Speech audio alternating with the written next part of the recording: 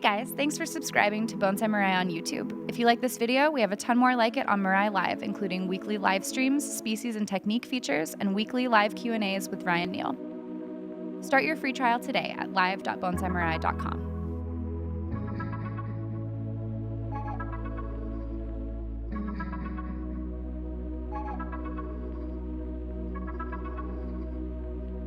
One of the most outwardly dramatic demonstrations of age in bonsai is the presence of deadwood. We see these trees struggling in these harsh environments, these rugged elements, these areas where it almost seems impossible for life to exist. And the consequence of that struggle to survive is oftentimes portions of the tree that lose their fight for survival in that action. Having that deadwood present allows us to appreciate all of the finer elements of our own existence when we connect with these tiny miniaturized trees. Deadwood is tissue that was alive and is now deceased, and yet the tree continues to survive, and it is a major component of the aesthetic value of bonsai.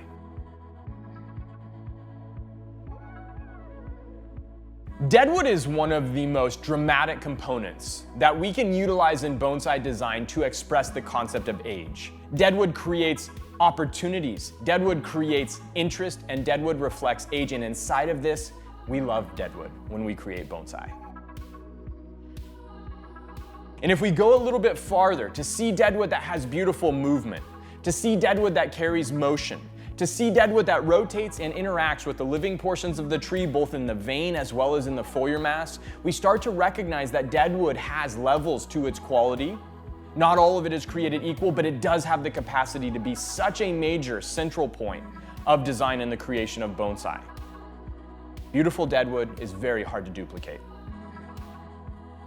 The more we familiarize ourselves with the ways that environmental conditions impact the creation of deadwood, its aesthetic appearance, and help communicate further the story of our design, the more congruent our concepts are, and the more clear to the viewer our composition will be.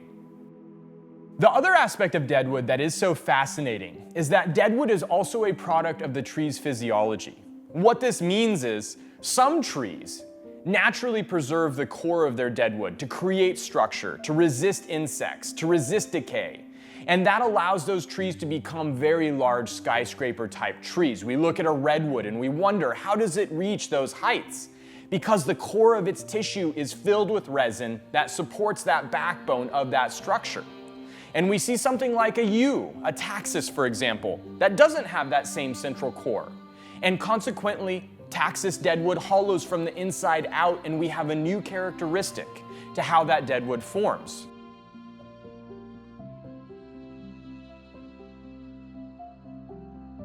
In the case of a Rocky Mountain juniper, we have to understand that Rocky Mountain junipers, as bonsai subjects, tend to be extremely old. And inside of this, the fine foliage of the Rocky Mountain juniper creating a finer vascular structure, and that vascular structure being opened up by the sandblasted effect of this blowing decomposed granite makes Rocky Mountain juniper deadwood as beautiful, as fine, and as interestingly textured as any juniper in the world. And inside of this, when we create deadwood on a Rocky Mountain juniper, we need to tap into that same aesthetic, pulling the exterior portion of wood off, opening up that interior fine vascular system, and utilizing the textures that we achieve when we open that system up to be able to connect the newly created deadwood to what exists on the tree already.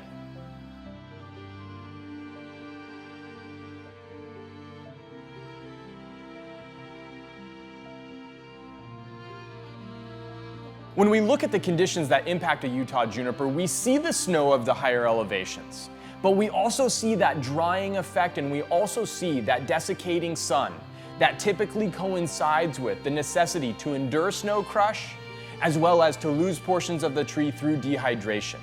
It's from these two perspectives that Utah juniper bridges the gap between the Rocky Mountain and the California of the Mojave Desert to be the perfect combination of the impact of snow and the impact of the desert environment.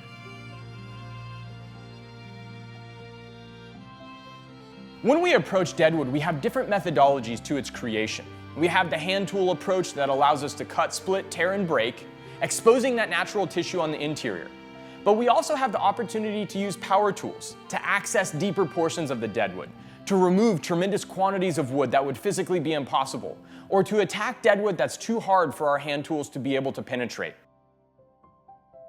Obviously, the conversation of deadwood is so expansive. It is a medium unto itself, even inside of the world of bonsai. And we recognize that every species has a different deadwood characteristic. And we recognize that this is a very major study that is a part of the bonsai approach we have to invest in if we're going to be able to handle deadwood proficiently and add value to our tree. But it's inside of this objective and the sculptural nature of this beautiful relic of time that draws us to it as a characteristic and feature and allows it to be such a special addition to the aesthetic of a tree. Deadwood is a world unto itself and something worth exploring, and I encourage you to dig in. Check out goods.bonsai.com. Pay special attention to the Fordham package and other carving tools that will enhance your deadwood working capacity.